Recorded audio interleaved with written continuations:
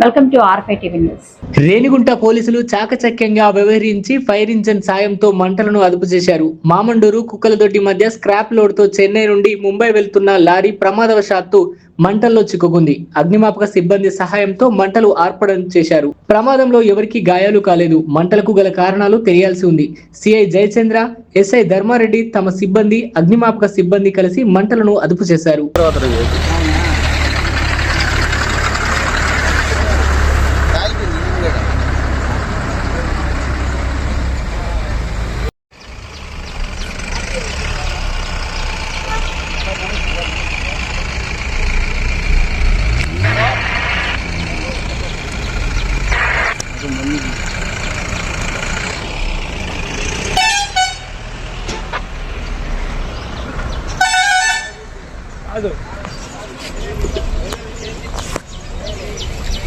ఇప్పుడు ఆ ట్రాఫిక్ మరి బండి రాజావా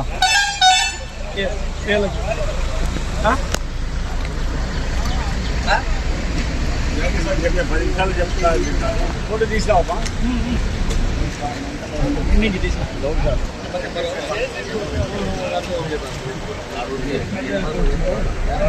ఇద్దరు వచ్చిన ఒకరి వల్ల గాడి మళ్ళీ